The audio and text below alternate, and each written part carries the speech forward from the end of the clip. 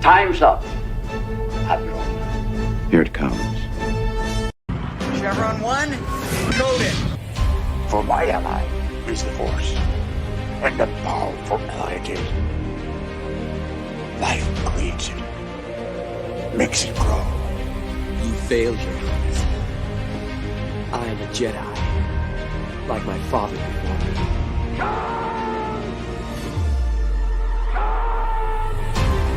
Cry hammer, and let's set the tongues of war. Chevron 2 is coded. Conan, what is best in life? Crush your enemies, see them driven before you, to hear the lamentation of your women. It's all in the reflexes. Paul also said you're heavy into martial arts, Tai Chi and all that killer stuff. I suppose we have to register you as a lethal weapon. Chevron 3 encoded. And somebody ought to belt you in the mouth. But I won't. I won't. The hell I will. Chevron 4 encoded. Do you expect me to talk? No, Mr. Bond, I expect you to die. Chevron 5 encoded. You take the blue pill. The story ends. You wake up in your bed and believe whatever you want to. You take the red pill. You stay in Wonderland. And I show you how deep the rabbit hole goes. Chevron 6 encoded. That's why you can, monk boy. Back off, man. I'm a scientist. You shall not pass! I thought I'd die fighting side by side with an elf. What about side by side with a friend? A day may come when the courage of men fails, when we forsake our friends and break all bonds of fellowship. But it is not this day.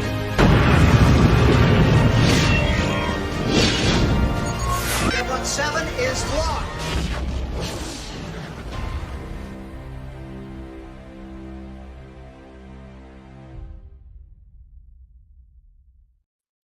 Howdy and hail to everybody. Welcome back to another Saturday Night Drive-In where we take a break from the week's nonsense and enjoy some movies, have some good discussions, and hopefully not hate each other by the end of it. Jed, how are you doing this week?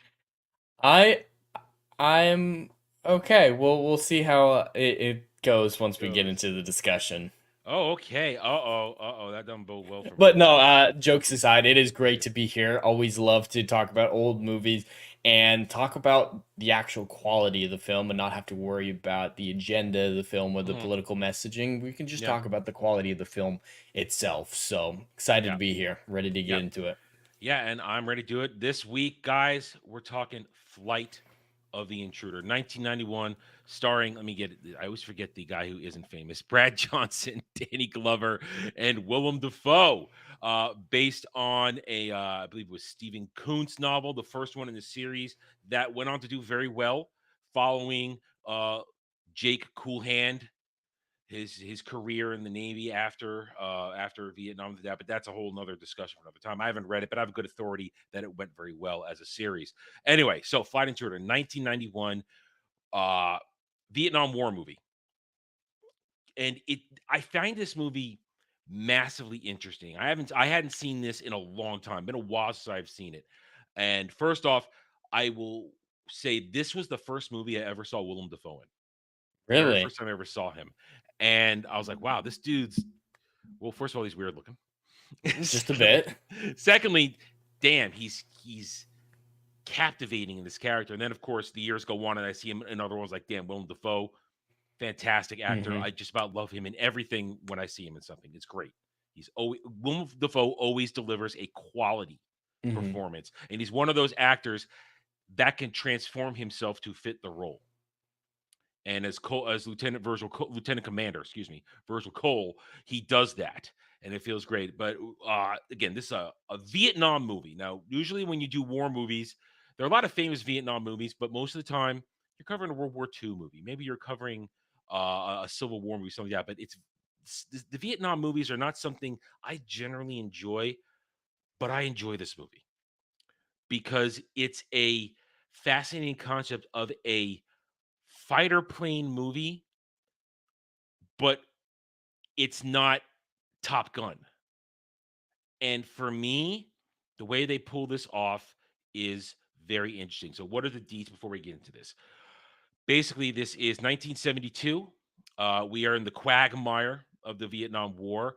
The U.S. government is basically restricting all real quality targets for bombing runs, and we get given a good opening monologue, as I see it, where we have voiceover of actual audio from politicians and presidents, Johnson and Nixon at that time, and we get a basically breakdown of that. There were bombing missions going on in Vietnam done by the Intruder class fighter, not fighter, just Intruder class bomber, which had zero offensive weapons. It was a bomber that had to rely on evasion and luck and the skill of their pilots to get out of shit.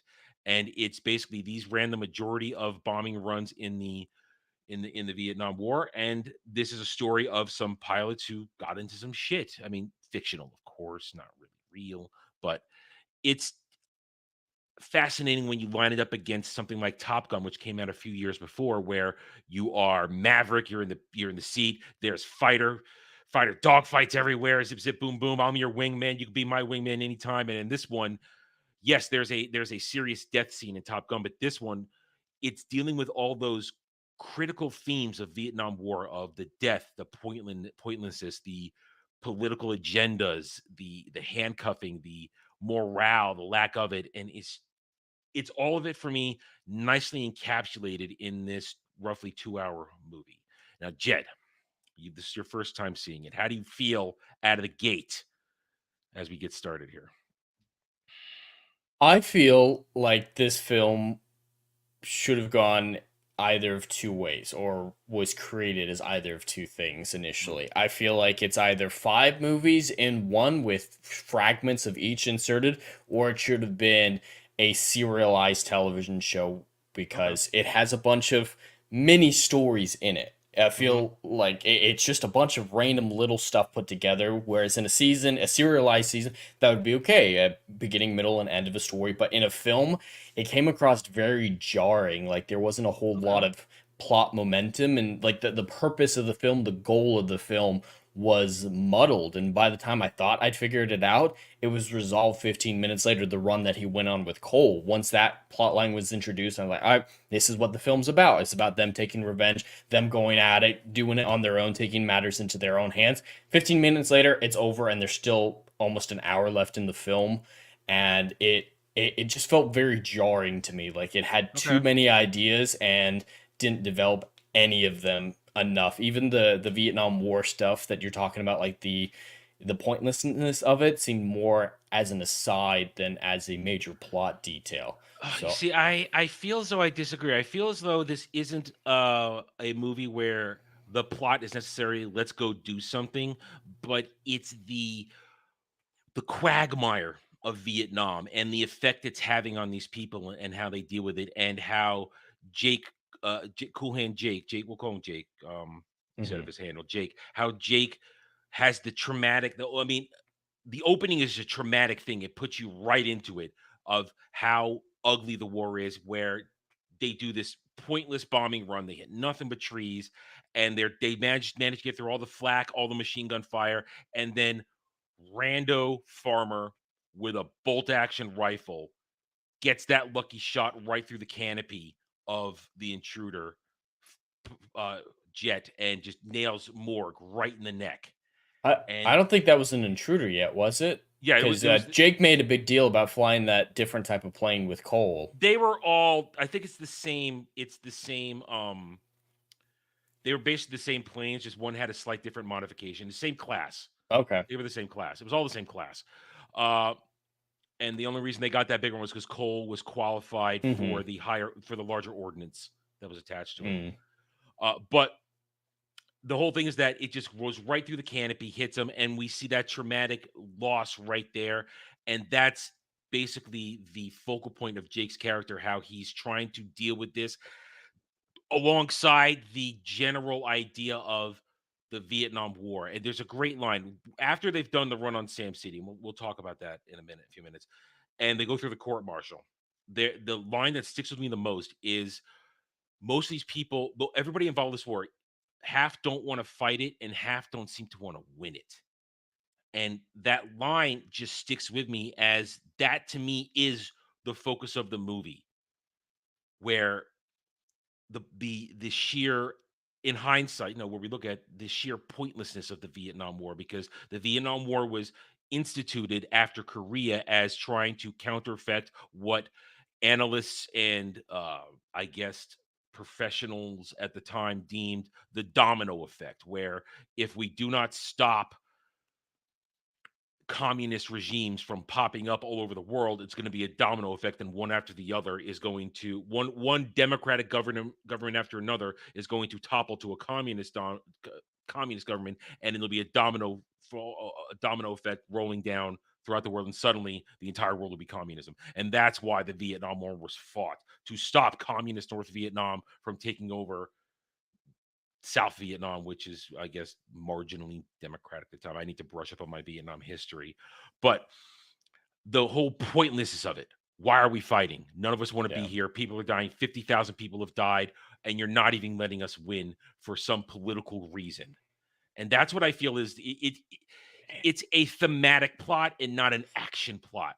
It didn't need to have an action plot. I don't think that's it. Just felt meandering. Like it couldn't make up its mind about what it was trying to do. Like it didn't focus. If it was all about him coming to terms with his the loss of his friend, the finale definitely doesn't wrap that up. And I disagree. I think it does. I think it does.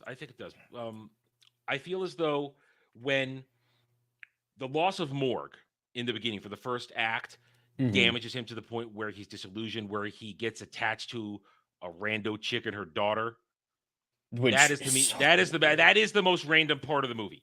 That Rosanna Arquette's character and her daughter, they're there for a minute and they're gone. Again, this is a book adaptation. I've never read the book, so I can't say whether or not it went into it more. Because honestly, while I enjoy these types of movies, these types of books are not my deal, so I couldn't sit down and read it. But that was a random moment. And yes, he chooses to write to her, and that seems to be put in as a vehicle simply for us to be inside Jake's head when he's sorting out certain thoughts. Oh, that was the moment I knew it was a 90s movie. You got to have a letter narration with light motif and candlelight. It's like, oh yeah, this is a 90s film. Yeah, but I think that's the only reason that segment that even exists, so that it gives us a window into Jake's mind when he's not conversing with somebody else, so we can get some inner. There was a much better way to do that, and they nearly set it up. They were so close. Is make it around Morg's wife, like actually meet her, not have a romantic relationship, but be very much like, I'm gonna fill the role of your husband, and I'm gonna be paternal to your kid, and just everything with that random chick. Give that to his friend's wife. For all we know, that could have been what happened in the book, and they made a change to a movie to give him a romantic interest. Yeah, the romantic interest did not need. It fell flat. It does fell flat. And Rosanna Arquette, who at the time was a thing in low budget movies, she was thrown in there for eye candy. At the time, she was sort of hot. I mean, she never really did it for me, but now she's a deranged lunatic. But of course, I feel like that entire segment could be cut out, and the movie would be better for it. 100%. Because it doesn't really affect anything. It's like I said, it's just for a vehicle for him to get an inner monologue for him when he's sorting things out about wanting to do the run on the People's Park at which is Sam City. But all right, so back to or he could have been writing it to Morg. That's a big thing that therapists recommend you do, like write letters to. Was that a thing in the 70s? Was that a thing in the 70s? It might have been. Like I've seen it in older films and stuff that chronologically takes place in the past, but it's an instinct to try to communicate with the dead. So I could totally see him like writing these letters to Morg to justify his position, to think through the decision and all that. There's just a lot of better options than, let's introduce rando chick in rando story to get rando narration. That whole point there, their first scene together is fine because that's part of his dealing with that. But then having her whole romantic interest part of it, where again, it's only for a couple of days. It may seem like it's longer, but it really is only for a couple of days because we know that the bar fight happens, and when they're back on the carrier, Jake and Razor get chewed out by Danny Glover, and we can still see the battle scars from the bar fight on Razor's face.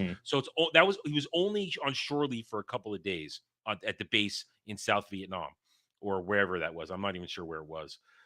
Couldn't have been that far away because they were able to get from the carrier on the intruders relatively quickly.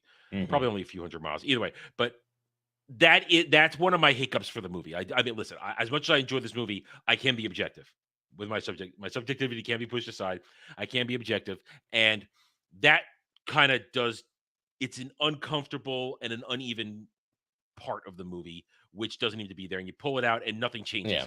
Nothing I changes. feel like that's the case for a lot of the film. It's just a bunch of random ideas that, like, in and of themselves, they're fine, but they seem incongruent with everything else that's going on. That's why I think a TV show would be a much better idea for this, so that you could have an episode that just focuses on this part of the story. We develop it. We see what this little idea can turn into, but it's serialized, so it's okay to have it reset to where everything started, because that's what it seems like. After every little sub arc, everything resets back to normal, and it was just very jarring to see in the movie format. See, so like a mini series would have been perfect for us. I understand how you're coming to it, but I don't quite feel the same way.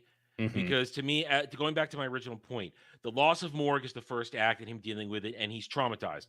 It was what we would classify as PTSD, because he's even calling Boxman Morg.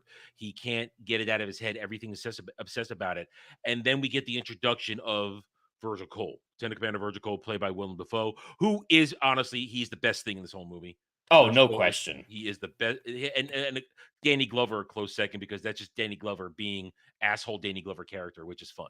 I enjoy that. But Virgil Cole comes in, and immediately his presence as this veteran of the war. This is his third tour. He doesn't even have a call sign. He's just Virgil Cole. He's just this dude, because everybody else has their helmets with their call signs on it. His is a camouflage helmet. You get the early setup where before they go on their first mission, he's got that heavy duty knife on him. It's like, what do we need this for? Do you know something I don't? Maybe I do. And it comes back into play later. There's tiny little setups that I do enjoy in this movie, because you guys know I love my setups and my payoffs. But the point is, Virgil is introduced, and he becomes that thing, that strong bond that Jake needs to get out of being trapped in his obsession about probably feeling like he got more killed, and then the pointlessness of it, and then wanting to do something. And now, is his obsession with getting to Sam City when he sees when he sees that map for the first time with the guy who turns out to be the Phantom Shitter, which is my favorite thing of all time. I love the Phantom Shitter. Makes me laugh every goddamn time. It's so random. But it's a historical thing. They mention it, so it makes me laugh. First time I saw it, laughed out loud. Every time I laugh out loud. I like toilet humor. I'm very easy that way. But the relationship between Virgil, no and wonder Jake, you're with Dermy. Just too easy. Oh, really? You had it right there. Can't go an episode without bringing up that little bastard. Anyway, their relationship to me, and because you said if you feel like it, what was it you said that in the third act I lost God damn it, I lost your words. I wanted to make sure I lined it up what I was saying with what you said. What do you say about the relationship forming it not meaning anything? Not me. You didn't say that shit. I don't want to put words in your mouth. Damn it! Save me. I'm not sure what you're referring to. Which relationship are you talking about? Virgil and Jake. And I haven't talked about their relationship. You started to go somewhere, and I think the point I wanted to make was that, okay, wait, I remember now. You said that you felt as though after the bombing run on Sam City, and then the court martial's like, okay, this movie goes on for another hour. Why? Because at this point, we hearken to the Virgil and Jake relationship, because that's what it is. It's their relationship, and also it's reaffirming. The whole thing is about reaffirming Jake's commitment, not only to being a good soldier, but also his faith in everything, his faith in living, his faith in not being depressed and cut off, and basically not wanting to connect with anybody ever again. And you remember Virgil's story about the rumors that he left somebody behind when they had that crash landing. he says, "Here's what happened. We made a promise that we wouldn't leave each other behind." And he made me promise after he blew his leg off in a mine that I would, and I tried to, but I couldn't. But I got back too late, and he was already dead.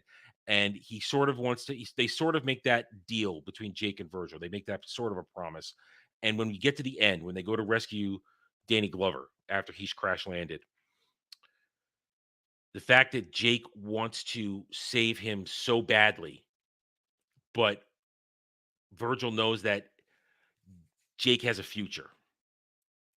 And Virgil knows that he's done because he took that gunshot to the gut. He's bleeding out, and even though he got the guy with the knife, because there's the setup of the payoff, he gets that Charlie with the knife, and he gives that speech, his whole speech about "I'm done. You can still be out there. I've done all I needed to do." And I think he understood that, or the whole thing has to be understood that was what Jake needed to do. He needed to have faith in somebody again and have that person have faith in him and show that bond is so strong. They went through this, even though it was brief, they went through all this shit. And Jake, instead of being depressed about losing Virgil, has had his faith restored. To me, circling back to what I was trying to get to, that's the whole point of the movie. Finding faith in yourself again and not losing faith, even if everything around you looks pointless and wrong and dumb and stupid, and you're wasting lives and you're wasting money and everything that. When you find that strength to go on, and even the person who was most antagonistic to you, being Danny Glover's commander character, whose name I just don't remember at the moment. I have to go look at it again. It's an Italian name because he's third generation mafia. Camporelli, that's it, Camporelli. Even after Camporelli Camporelli wants to play by the rules, doesn't like what Jake and Virgil have done. In the end, though, both of them have their faith restored. It's about faith and strength, inner strength. I mean, am I making sense or am I rambling at this point? I mean, I can see what you're talking about. It seems a little, I don't know, like you're looking a little too deeply, but I can at least see what you're talking about. But okay. I didn't see that, and I don't necessarily agree that was the idea. I don't see a whole lot of depth to this film, to be honest, at all. The only things that I really enjoyed about this film were the characters, the acting. Of course, you got to love Willem Dafoe. The acting is great. Yeah, and the writing for the actors wasn't that outstanding to me either. It's just good actors doing the best they could, at least when it came to Danny Glover and Willem Dafoe. But in the majority of the confrontations, I agreed with Danny Glover pretty much every single time. Oh, he's not wrong. He's not 100% right. Yeah. But yeah, like it felt like so many different ideas. Like, I think the best example of it is when they go hit Sam's Town. It looks like, oh, this is going to be the point of the movie, is them building up to do this, and then 10 minutes later, that's over. And then, like, oh my God, we've got a court martial. And it's like, oh, are we going to go into A Few Good Men territory? And the rest is going to be a courtroom drama about the morality of what they did. Oh, that's wrapped up 2 seconds later. And it just felt like the whole movie was that. It's like, oh, we're setting up this cool idea for the rest of the movie. Wrapped up 2 minutes later. Oh, we got this new cool idea that's the whole movie's going to be about. And so I just couldn't get invested in anything or anyone, because every time something was interesting, or I started to be like, I can see what they're trying to do here. Let's explore this. It's wrapped up in 2 seconds. Like the court martial scene, that could have been interesting. I mean, I don't know why they're in a school gymnasium for that scene, but it's like, all right, they're going to have to really dive into the morality of what they did, and Jake is going to have to wrestle with his grief, his loss, and question whether or not he made the right choice for his friend, for himself. Was this selfish, or did he actually want to hit a good military target? Like, he could really delve into his personal motivations of it, and the military could see, like, hey, like, maybe come around to his side about, we need to hit real targets. This is a war we're fighting, not a political game. But it's just wrapped up 2 seconds later. And that's how I felt throughout the whole film. It's like, all right, this is an idea. We can run with this. There's interesting stuff here. And then they're just off to the next idea. And no idea is given any sort of amount of time to develop. So it just feels so superficial. That's, I think, the big takeaway from this film is I find the entire thing entirely superficial, with the exception of Cole's performance. And Cole's character arc, like that little one that you were talking about. Like everyone thinks he left his friend behind. There was that deal. Like that was an interesting backstory. I love that backstory. But with the exception, and then I mean, this is fascinating. I have the exact opposite feeling because I feel at this movie, I'm along for the ride with these characters, and I'm not looking for these different plot points. I'm looking for these characters dealing with the quagmire of Vietnam and how each of them deals with it differently. Because you have Jake. that could be interesting, but they don't deal with any of the You issues. see, for me, it was enough though with how they dealt with it. I mean, how they chose to deal with it. It resonated enough with me that I enjoy the ride. I mean, Jake's borderline depression, and then how Virgil Cole, who is a pure warrior, Virgil he's a warrior, and he says, I like to fight. I'm here to do this stuff. It's what I'm good at. Yeah, and how that he was interesting brings him out. Or Camporelli's pure professionalism. I am here to be the man in charge, and we're going to follow the rules. And if you break the rules, you're done. The tough love aspect of that kind of stuff. Can I ask you a question about his character?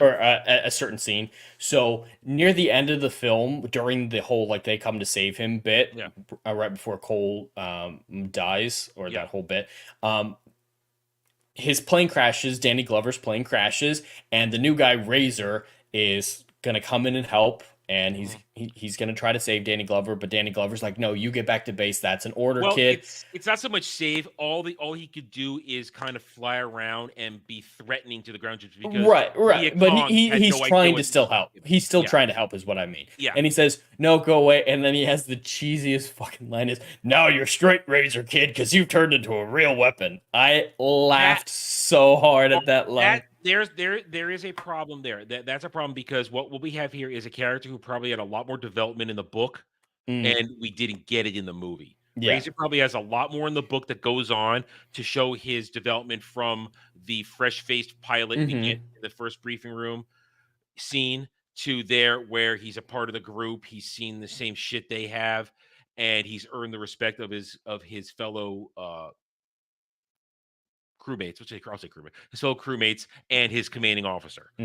And so that's not my question. I just wanted to laugh at that line. Oh, you're a straight Razor now. But after that, as soon as Jake and Cole show up, Danny Glover's like, yeah, woo! And there's big dramatic music, but he just sent Razor away saying, "No, go away. There's nothing you can do to help." And then as soon as Jake comes to him, he's like, "You stupid fucking bitch." I'm going to defend that. That's because at that point, Razor's plane, it's basically out of munitions. He's got maybe, I think they have one. He has like two flare missiles left. Two of those flare missiles left. He can't really do anything except be a target. You're still focusing on the wrong part. The part at the end. But I'm getting there. So, but then when Cole and Jake come in, that's a fully armed ship ready to, because there was other ships incoming to defend it. Now that's a fully armed ship, and that's why he's cheering, because he ordered Razor go away because Razor didn't have it. He's cheering because yes, okay, here's a ship that can. There's a part 3 to that. Is he knows that's Jake? He specifically says, like, "You criminals. son of a bitch." Okay, you criminals. But when Jake gets to him on the ground, he's like, "You stupid fucking bitch! I grounded you." It's like, so 1 second you're sending away your help. The second you're cheering that Jake has shown up, and then you see Jake and you're like, "Why did you come here?" That's banter. That's banter. That's pure banter. That's not him criticizing him for being there. That's he says, "I grounded you." Yeah, and that's set up for the joke. I am on the ground. That's pure setup for the joke. That's banter. I don't take that seriously as him flipping a coin of I'm cheering and now I'm angry. I don't see that. But a joke has to be well written. I'm not going to give it a pass just because it's a funny joke, as I am on the ground.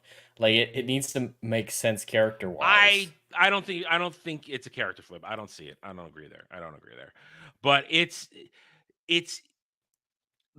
I keep coming back to my whole reason for enjoying this. I like the characters, I like the ride, and I like the thematic. I mean, again, it's been a long time since. Frankly, I hadn't seen this as an adult.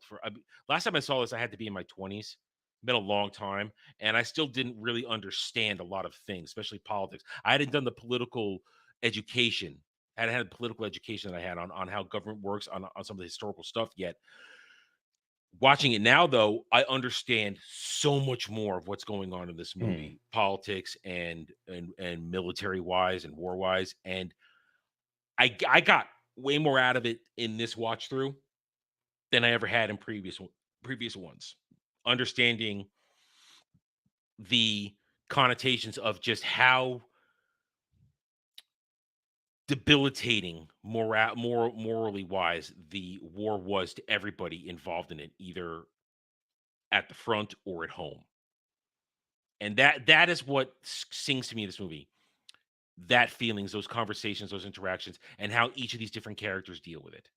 And then the action set pieces all work for me too. And they especially work for me, as I said earlier, because you can we're coming out of the 80s where you had Top Gun, you had the Iron Eagle franchise. The Iron Eagle franchise, all these fighter plane, dogfight movies. And then you have this. It's 91. It's a fighter plane movie, but it's not a dogfight fighter plane, because this is not. There's going to be no dogfights, no flying around, no yeehaw, no pull the brakes, they fly right by me. None of that. It's we simply have to either drop our bombs or run. That's all we can do. And how these and also basically showing you how, in a way, even at the time, because remember, the Vietnam War was done before we had a volunteer army. That was one of the things that the US government did after Vietnam to try and change the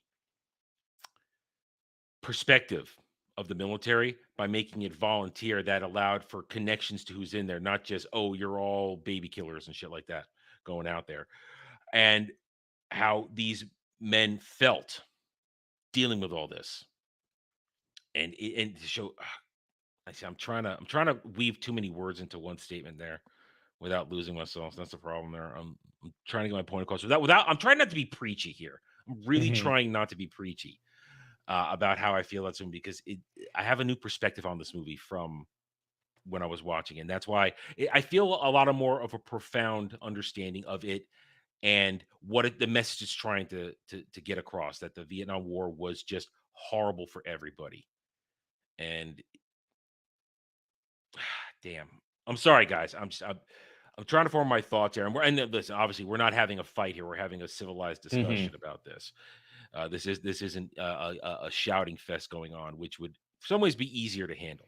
But you're being reasonable about what I'm saying. So, no, I just don't see any of that. I'm familiar with the Vietnam War to a certain extent, and I think those are interesting things to explore, especially at the time, because that is still recent memory, at least at the time. Like, what is that, 20 years out? Yeah, that's still close enough that a lot of people lived through it. It's still a topical issue. Like, if a Vietnam War movie came out today, the majority of people watching it didn't live through it, don't know the fine details of it. So it was still topical enough that people had a reference to it. And I think there are ways to really explore those concepts that you're saying, and they just felt suggested more than explore. Like, if I were gonna make this a film, I would focus on the entire first act, just showing how bad Jake is dealing with the death of his friend, and make the death of his friend make a little bit more sense. I'm going to be honest. In the actual firefight, that sniper was doing it on purpose, and that guy seemed like an expert, but he wasn't. And then the second act is all leading up to his plan with Cole, and then the third act, Jake defending his position, getting character development, looking at his past, looking at his decisions, questioning himself, and straight up trying to convince leadership in his court-martial to see the war as he sees it, as what you're saying is it's complicated, it's gruesome, it's pointless. And you could have gotten that across a lot better with something that was a lot more focused like that. Is this? I see your point. And I can see how those improvements could be made, but this is also an early 90s movie, which is still adhering to that. Let's not get too serious in this type of movie where we're trying to show a heroic side to things. And I mean, it's not Apocalypse Now and shit like that, where we're seeing the true derangement of some shit going on in the Vietnam War. Or was that a thing that 90s movies don't delve into serious topics? Well, it's kind of still clinging to that 80s thing where we're just gonna go light, we're not gonna go deep, and we're not gonna go hard on these things. But we're gonna go with the thematic classical messages, and we're gonna run with some top billing actors of the time. Because remember, this is early 90s. Danny Glover has a successful career as an action star or Lethal Weapon and other stuff. Willem Dafoe is a quality actor. Brad Johnson, he was in things. And you had a lot of other supporting actors. Like Ving Rhames is in this. Yes, and he's fun. I love Ving Rhames. Say it for me. Black is beautiful. I laughed at that joke. I'm gonna admit, I really enjoyed his character while it was on. Yeah. But I just don't think a film like those concepts like you're saying serious enough for you. They didn't take its time, is what you're saying. Well, they didn't take its time with anything. The type of themes that you're talking about that seemingly were their goals just can't work in a superficial film like this. So it just don't. It doesn't feel as superficial to me though. Maybe it's because I'm an old man. I don't know. But I mean, no, I was not alive during the Vietnam War. Anybody thinking that I'm not that old. But I go ahead. No, go ahead. Oh, I was just gonna say, and the only thing that could have probably saved this film for me was good action, good dogfights, or good aircraft combat. And I don't think this film lived up to the combat that it could have, because, like you said, Top Gun was several years beforehand, and Top Gun had significantly better. Oh, Top Gun and Iron Eagle were the gold standard of dogfighting movies. They clearly used CGI for this film in several scenes. Oh, obviously, because I mean the run on Sam City, which I like. I like that whole sequence of them going in. They're breaking the rules. I mean, it's kind of that army buddy cop thing going on. They're breaking the rules, going there, and they make the run. It just goes completely wrong, and it says they wouldn't think it would be crazy enough to do it again. Oh, let's fucking do it again. Yeah. And they go back and do it again. I like that whole thing, but it is CGI to hell. The early 90s CGI, which is blatantly obvious. But I forgive it because it's early 90s CGI, and they did as little to it, but there was actual practical effects which worked. I mean, all the daytime stuff was practical effects. I love a good dogfight. Top Gun is great. Iron Eagle is great. And I'm surprised how much interest I have and how much I'm rooting for this plane that can't fight back. And that again, watching it older, and this time I meant to say again because that was not my thing. I didn't do that not on purpose this time. It makes me. There's a certain relation I somehow have. Okay, these are guys who are purely flying. They can't fight. They can deliver their payload, and they're gone. They have no other defensive weapons. And to me, that's a compelling part of all of this. And how what their job is to clear away, suppress stuff. They're not there to win it. They're there to make it so that other people can win it. And I'm the things that you're talking about where there's so many different things coming in, and for you, it feels as though it's pulling apart from a focal point. For me, all those different things come together in a tapestry that I'm appreciating all its different parts, and it doesn't dilute it for me. It doesn't feel as shallow as it may feel for you. Maybe because again, now I did it wrong. 4 weeks in a row. 4 weeks in a row. Somebody should be putting money on this. Somebody should make money off of this. Just like Legatus does his death counts for you in your streams, he does an again count. An again count. Yeah. It's terrible. It's a horrible, horrible thing, and we need to think up a punishment game for me. Something has to happen. I don't know what. Either way, the whole thing comes together for me. It works. Where it doesn't work for you, I find it interesting that it works for me. Where you're looking for the one thing, and I find the other thing. The way it all and how the character drivenness of it is enough for me. And even though these plot points are just basically they're here's a way to put it. Basically, the major plot points are each centered in each act. And it's not a standard act 1, act 2, act 3 build to a climactic thing in act 3. Each of those points happen in each act, and they're resolved in each act, which is I could see why you say I it mean, feels better for a television series. that does happen, but there's more examples than just the 3 acts. Like the example you brought up of the romantic story arc. Like there's That's individual. alongside. That's part of the things that There's just been little cut out. things like Yeah. that happen And too, I not agree on that. just each act having its own thing. Like there's a lot of those I'd feel Yeah. that are just even in a couple scenes. Oh, I agree. It's But either yeah, place of. it would have been a great miniseries. Mhm.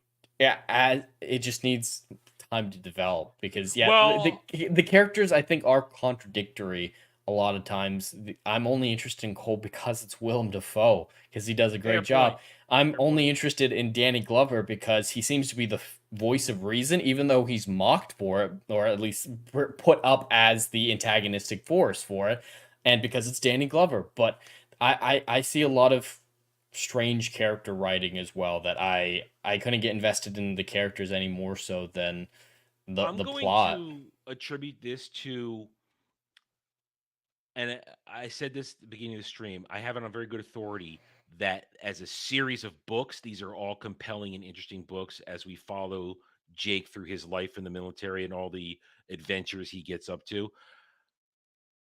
I have a feeling that the way they adapted this was missing things.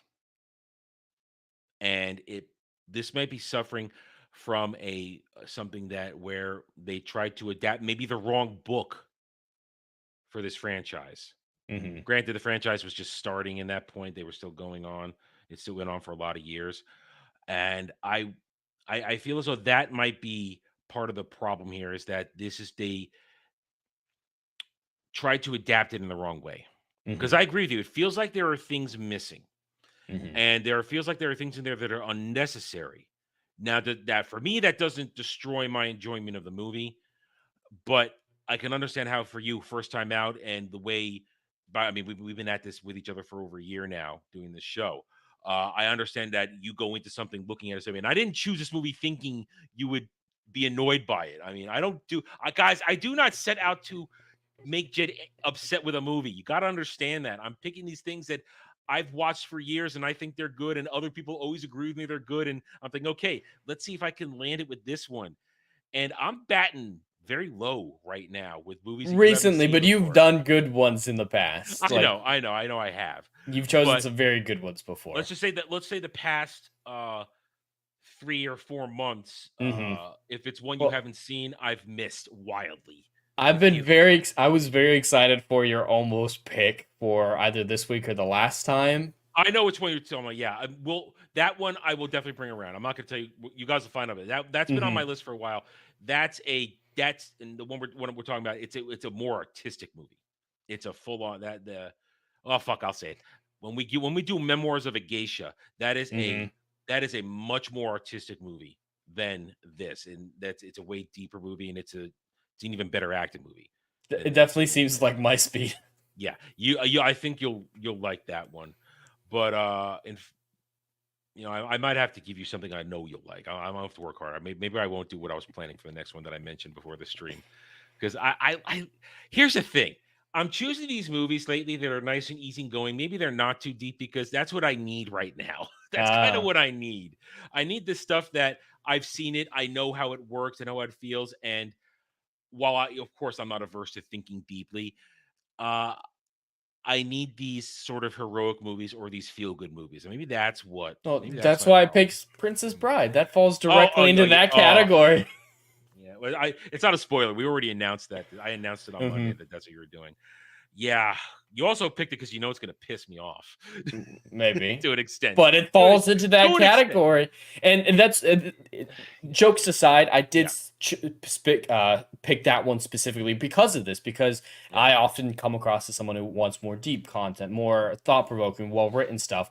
But Princess Bride, I think we get an interesting discussion on that because it's going to be interesting. It is a fun, turn your brain off kind of movie. So I wanted to show a different side of myself that I can enjoy films like these if I think there's some quality to them. And I guarantee next week you're going to get.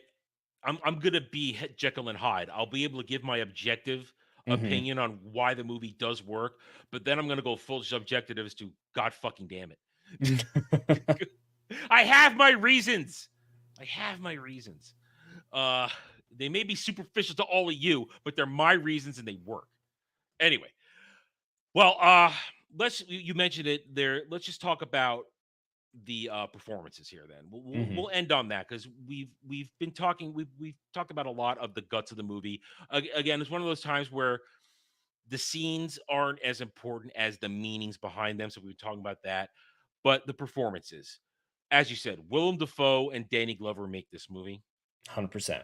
Everybody gives a good performance. There's no bad performance. Like you said, there's the dialogue is weak. You're talking about Jake's dialogue is perhaps the weakest dialogue throughout the whole movie.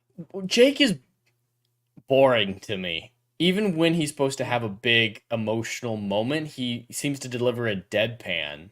I think I don't think he's a good actor. I'm sorry. I don't think he was the right person for the role. Brad Johnson could not carry it along with Willem Dafoe and Danny Glover. Two guys, one guy, Willem Dafoe, as I said earlier, who can transform himself for a role, and Danny Glover, who has a presence on the screen and is also a good actor and can vacillate between serious and comedic or serious and light.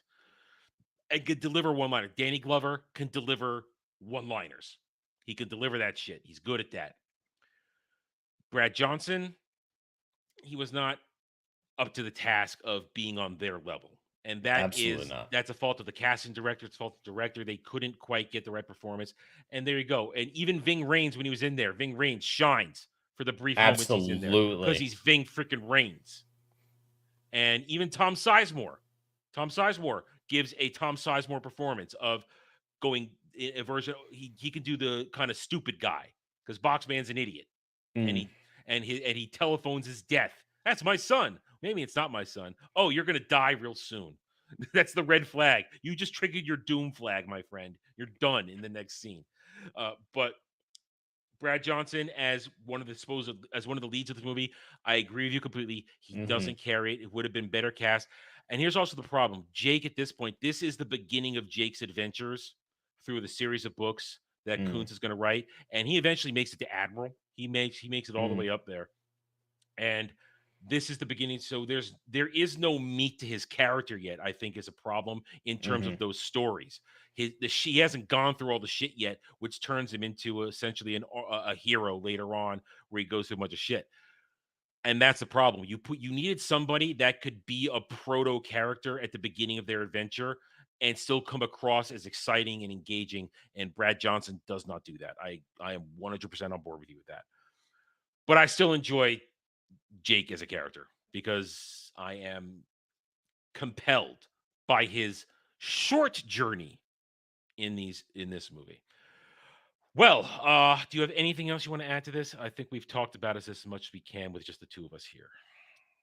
Nothing real substance. I think my points have been pretty solidly made. Yeah, at the end of the day, I think this film, the studio picked it up. I know the books came previously, but I feel like the studio just wanted another Top Gun to replicate the success of Top Gun. Probably not wrong. Didn't put as much effort into it as I would have hoped that they would, because these are a lot of interesting ideas, and that's where a lot of my points, besides Willem Dafoe's and Danny Glover's points that I'll give in the end, are derived from. There's a lot of great ideas in this film that I just don't think go anywhere. So like these ideas could be great. They have so much potential that a miniseries or a better writer could just take these bullet points. If someone just gave a better writer the bullet points of this film and said, all right, tie all these together or make it into a miniseries, this could be an all-time great war film.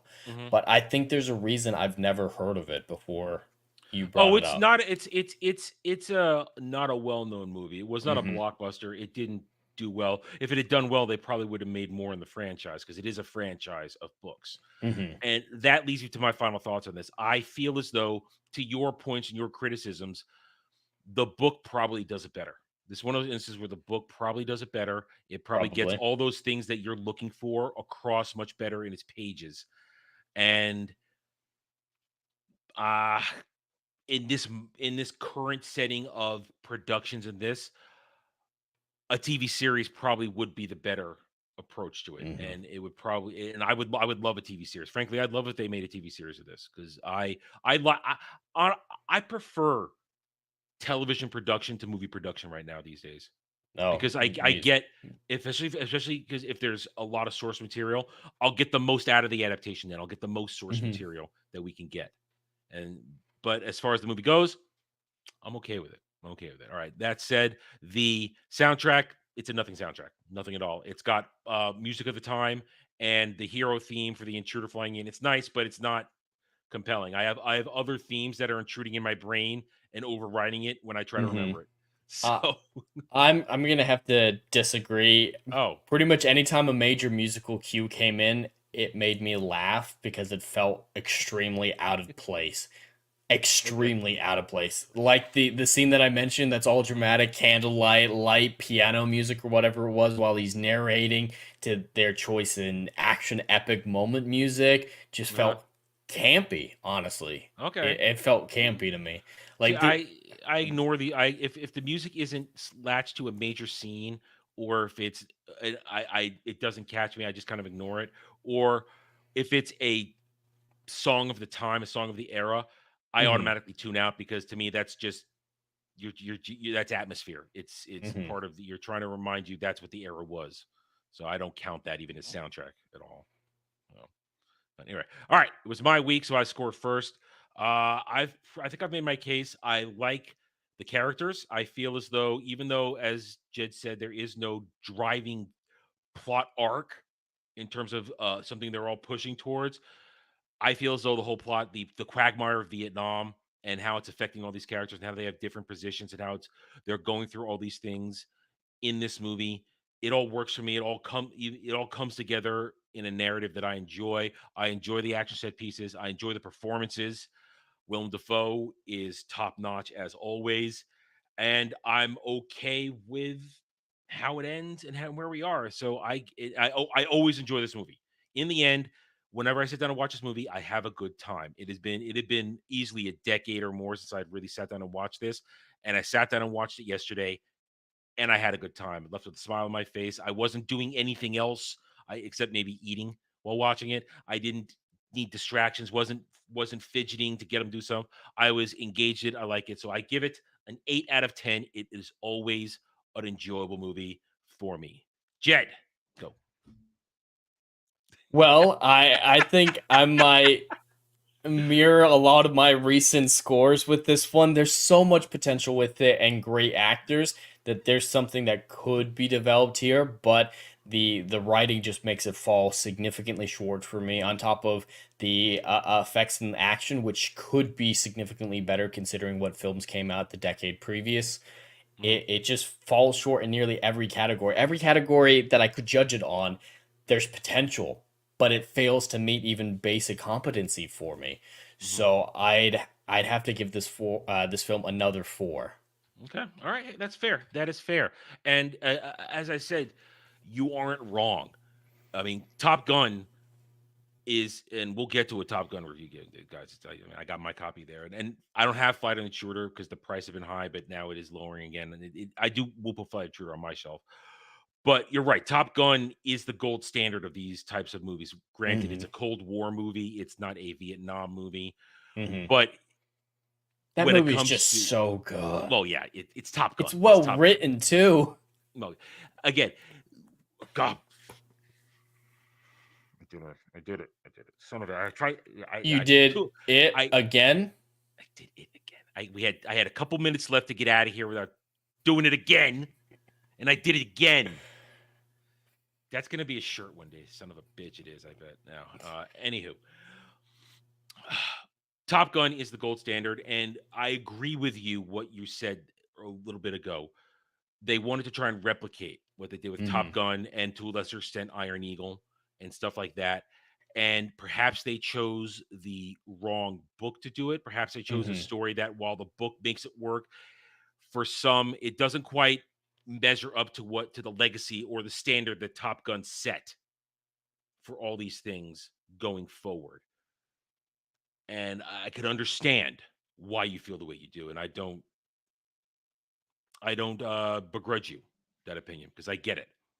But either way, all right. So that's the end of today. We've already mentioned it, but Jed, why don't you, for people who might have been out of the room or might have skipped over it for whatever reason, what do you got for me next week?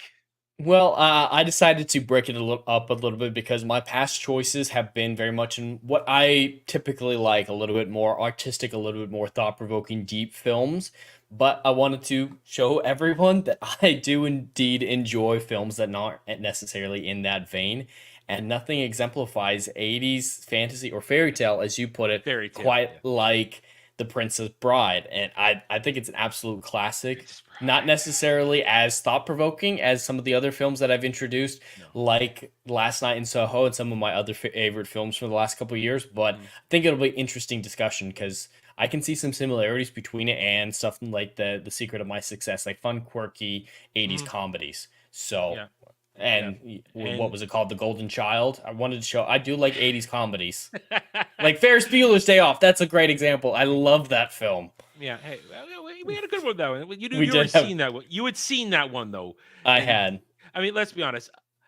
I'm an old man. I took one of those Twitter lists came by of how many of these movies have you seen from the 80s. Mhm. There were about 36 or 7 movies on that list, and everybody's going, "Oh, I've seen 11, 20." I saw 34 out of 36 of them, Jed. Do we want to make the others your next few picks? Get you all the way up to 38? I don't want to see St. Elmo's Fire. I still don't want to see it. I didn't want to see it when I was in the 80s, and I don't want to see it now.